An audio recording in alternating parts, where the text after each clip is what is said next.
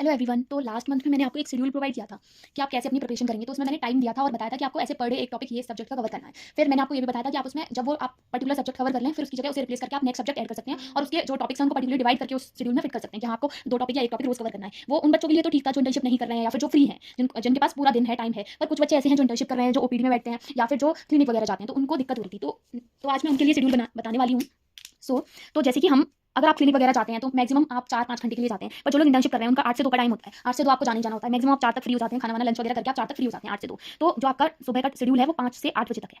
5 से 8 तक आपके पास 3 घंटे होते हैं। 3 घंटे में आप फ्रेश हो जाएं, नहा धो के आपको जाना होता है, रेडी वगैरह होना होता है, तो आप 1 घंटा हटा दें। आपके पास मैक्सिमम 2 घंटे होते हैं। तो आप 2 घंटे भी नहीं, आप 1.5 घंटे दे रहे हैं, आप 1 घंटा दे रहे हैं, वो भी बहुत है। इसमें आप एक सब्जेक्ट तो कवर कर सकते हैं। तो सुबह जाने से पहले आपको एक सब्जेक्ट कवर करना है, चाहे जैसे आपने 2 मेडिसिन कर ली, चाहे रेपर्टरी का कोई टॉपिक कर लिया, आपने कोई कम्युनिटी मेडिसिन का कोई एक टॉपिक, बड़ा सा टॉपिक उठाकर एक कंप्लीट कर लिया, किसी दिन छोटा टॉपिक, तो आप जल्दी भी फ्री हो जाएंगे। तो आपको एक सब्जेक्ट या फिर एक टॉपिक करना है उस टाइम पे। फिर 8 से 4 तक आप बिजी रहते हैं। फिर 4 बजे से अगर आप 10 बजे भी सोते हैं मिनिमम, मैक्सिमम लोग 12 बजे तक निकाल लेते हैं टाइम, पर क्योंकि आपको पूरे दिन थकान रहने वाली है तो आपको नैप की जरूरत है। तो जैसे 4 बजे आप फ्री हो गए तो आप मान लीजिए 10 बजे भी सो जाते हैं जल्दी, ताकि आपको 7 से 8 घंटे की नींद मिल सके। तो 10 बजे तक, 4 से 10 के बीच में आपके पास 6 घंटे होते हैं।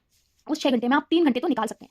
और बाकी जो 8 से 4 तक आप ओपीडी में हैं, क्लिनिक में हैं, तो वहाँ ब्रेक मिलता है। या फिर जो लोग इंटर्नशिप कर रहे हैं तो वो बहुत ऐसा टाइम होता है कि हाँ, वो फ्री बैठे हैं या पेशेंट्स आ रहे हैं या ब्रेक हुआ है, पेशेंट नहीं है, मतलब या डॉक्टर कहीं लंच ब्रेक पे गए, तो 8 से 2 के बीच में आपको इनफ टाइम मिलता है कि आप उसके बीच में 1 घंटा, 1 से 1.5 घंटा आप निकाल लें, या बीच में 15 मिनट में आपने बुक खोली, रिवाइज कर लिया, तो आप उसमें एक सब्जेक्ट या एक टॉपिक कवर कर सकते हैं। तो ऐसे करके आप 2 सब्जेक्ट यहाँ कवर कर सकते हैं और 3 घंटे में आप 3 सब्जेक्ट कवर कर सकते हैं। और 3 भी नहीं, आप 2 मान लीजिए। तो ऐसे करके आप 4 से 5 सब्जेक्ट या फिर sorry pen is not working, 4 से 5 सब्जेक्ट या फिर 4 से 5 टॉपिक पर डे कवर कर सकते हैं। तो जैसे वहाँ पर हम 6-7 टॉपिक कर रहे थे, उतना नहीं हो पाएगा। और वहाँ हम एक चैप्टर कवर करने की कोशिश कर रहे थे पिछले शेड्यूल में, वो आपसे नहीं हो पाएगा क्योंकि आपके पास उतना, आपके 8 बजे से 4 बजे तक का जो क्रूशियल टाइम है वो आपका जा रहा है। तो आप कोशिश करें कि 8 बजे से पहले एक टॉपिक कवर कर लें। 8 से 2 के बीच में आप ओपीडी में, क्लिनिक में, आईपीडी में, जहाँ भी हैं आप, वहाँ बैठ के आप एक सब्जेक्ट, एक टॉपिक कवर कर लें। फिर उसके बाद 4 से 10 के बीच में, जैसे अगर आप लेट सोते हैं, 12 बजे, 1 बजे सोते हैं, तो आप बीच में नैप ले लीजिए। 4 बजे के बाद 4 से 5 आप नैप ले लीजिए। 5 बजे से आप 11 बजे तक, 5 बजे से आप 12 बजे तक, आप 3 से 4 घंटे निकाल लीजिए, वो इनफ है। और आप 3 से 4 घंटे में आप आराम से 3-4 टॉपिक कवर कर सकते हैं। तो ऐसे करके आपके टॉपिक्स कवर होते जाएंगे। हालांकि आपका स्लो होगा, पर कितने दिन, जब तक आपकी इंटर्नशिप चल रही है, 3 महीने, 4 महीने, तब तक आपका ये टाइम जाएगा। पर आप कोशिश कीजिए, जैसे आप आईपीडी में नहीं पढ़ पा रहे हैं, ओपीडी में नहीं पढ़ पा रहे हैं, आप रिवाइज कर सकते हैं। आप बाकी टाइम घर पर शेड्यूल कवर कीजिए जब, और सैटरडे संडे आप फ्री हैं।